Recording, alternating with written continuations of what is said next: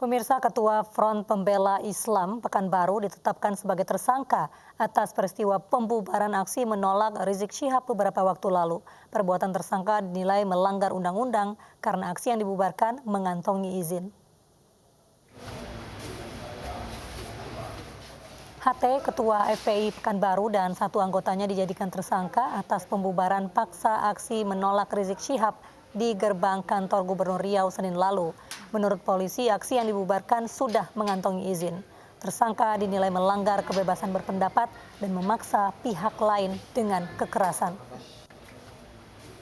Melakukan kekerasan atau ancaman kekerasan, menghalang-halangi hak warga negara untuk menyampaikan pendapat di muka umum yang telah memenuhi ketentuan undang-undang atau dugaan tindak pidana perbuatan tidak menyenangkan. Saat ini masih kita beralih ke informasi terkait Pilkada. Pemirsa, KPU Kota Depok menggelar simulasi pemungutan dan penghitungan suara di TPS dengan menerapkan protokol kesehatan. KPU juga akan memfasilitasi hak suara pasien positif COVID-19 yang sedang isolasi mandiri.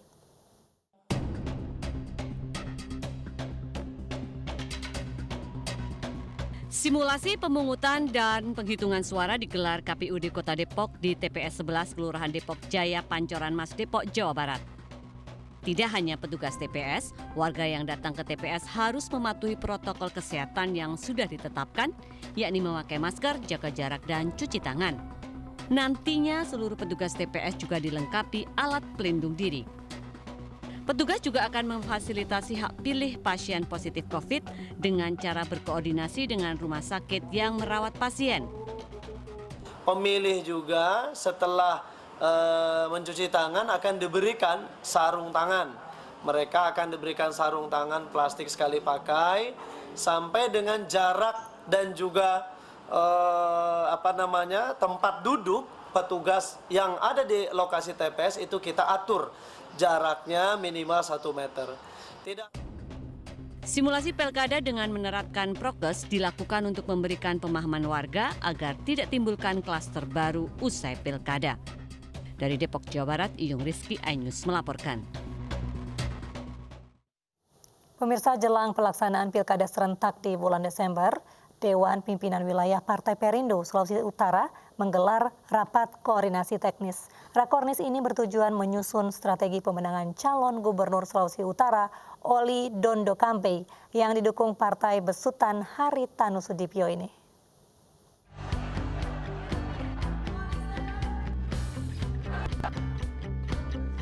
Jelang Pilkada serentak 9 Desember, Partai Perindo semakin memantapkan strategi pemenangan terhadap calon yang didukung.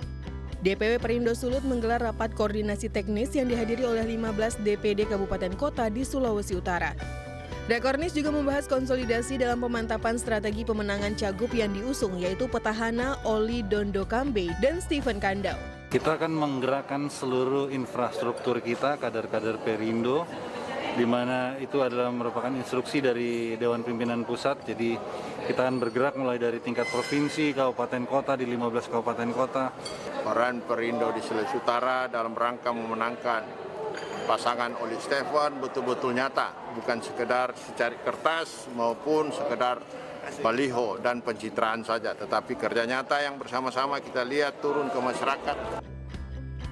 Pilkada Sulawesi Utara ini diikuti oleh 3 calon pasangan. Selain pasangan calon petahana Oli Dondo Kambe dan Stephen Kandau, kontestasi di Sulut ini diikuti pasangan Kristiani Paruntu, Sehan Salim Lanjar, dan Foni Aneke Panambunan Hendri Runtuwene.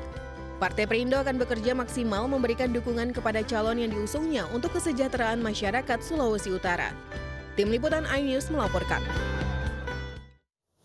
Pemirsa, untuk meningkatkan daya saing dan transformasi produk dalam negeri melalui UMKM, Kementerian Perdagangan bekerjasama dengan perhotelan dan jasa akomodasi serta pelayanan perbankan. Kerjasama tersebut dituangkan dalam bentuk MOU atau Memorandum of Understanding di Surabaya, Jawa Timur.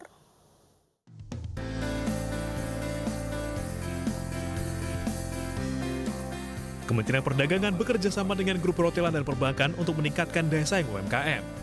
Kerjasama ini dituangkan dalam bentuk MOU yang ditantangani oleh Dirjen Perdagangan Dalam Negeri Kemendak Sailendra dengan pimpinan grup perhotelan dan pimpinan BNI di Hotel Grand Mercure Surabaya.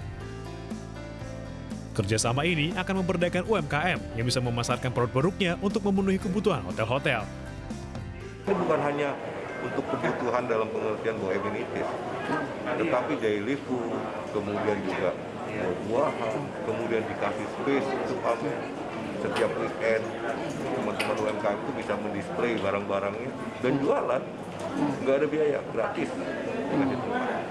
Setiap weekend, setiap ada event, jadi kan luar biasa itu dampaknya. Kerjasama antara perhotelan dan perbankan ini diharapkan bisa membantu meningkatkan daya saing produk dan pentransformasi UMKM dalam memasarkan produk dan pembiayaan usahanya. Kementerian Perdagangan mengambil langkah konkret dalam artian mempertemukan UMKM dengan pelaku usaha untuk menjadi pemasok dan penyedia kebutuhan dari hotel-hotel grup Accor. Harapan kami adalah nanti bukan hanya Accor saja, tapi grup hotel lain. Melalui kerjasama ini, UMKM juga bisa menggelar berbagai produknya di hotel-hotel sebagai bentuk promosi dan pengenalan. Dari Surabaya, Jawa Timur, Hari Tambayong, iNews melaporkan.